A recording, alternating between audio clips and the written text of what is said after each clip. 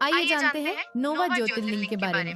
बैद्यनाथ धाम, जहां शिव ने स्वयं वैद्य बनकर भक्त का घाव भरा।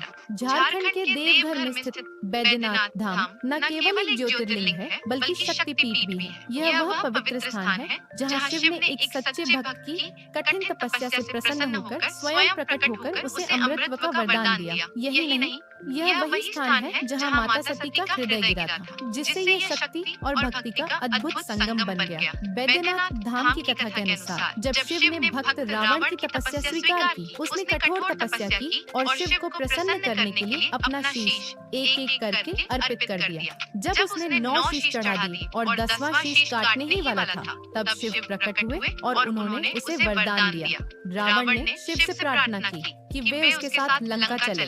शिव ने यह शर्त रखी कि वे एक शिवलिंग के रूप में जाएंगे, लेकिन यदि वह मार्ग में कहीं भी शिवलिंग को रख देगा तो वह वहीं स्थापित हो जाएगा। रावण सहमत हो गया और शिवलिंग को लेकर लंका की ओर बढ़ा। देवताओं को भय था कि यदि भगवान शिव लंका चले गए तो रावण अजेय हो जाएगा। उन्होंने इसे रोकने के लिए भगवान विष्णु से प्रार्थना की। विष्णु ने रावण की अधीरता को उसकी कमजोरी बनाते हुए वरुण देव को आदेश दिया कि वे रावण के पेट में प्रवेश कर जाएं, जिससे उसे तीव्र मूत्र त्याग की इच्छा हो। जब रावण ज्योतिर्लिंग लेकर लंका जा रहा था तो अचानक उसे असहनीय दबाव महसूस हुआ। वह किसी को शिवलिंग पकड़ाने के लिए इधर उधर देखने लगा। तभी भगवान विष्णु ने एक ग्वाले का रूप धारण कर लिया और उसके सामने प्रकट हुए। रावण ने जल्दी में उन्हें शिवलिंग पकड़ने को कहा और ताकीद दी कि उसे जमीन पर न रखे। लेकिन जैसे ही रावण गया, ईश्वरीय योजना पूर्ण हुई। ग्वाले ने शिवलिंग भूमि पर रख दिया और वह वहीं स्थापित हो गया। तब से यह स्थान बैद्यनाथ ज्योतिर्लिंग के रूप में प्रसिद्ध हो गया। चलिए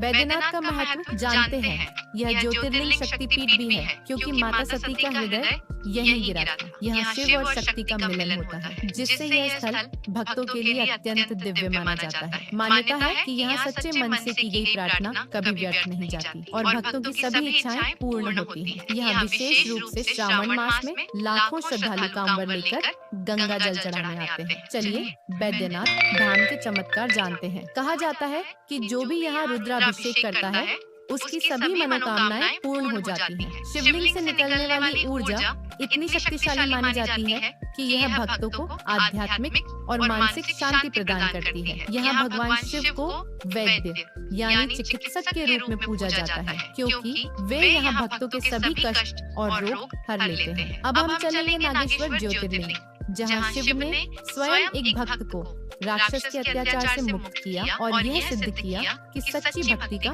कोई अंत नहीं। क्या है नागेश्वर ज्योतिर्लिंग का रहस्य? जानने के लिए जुड़े रहिए इस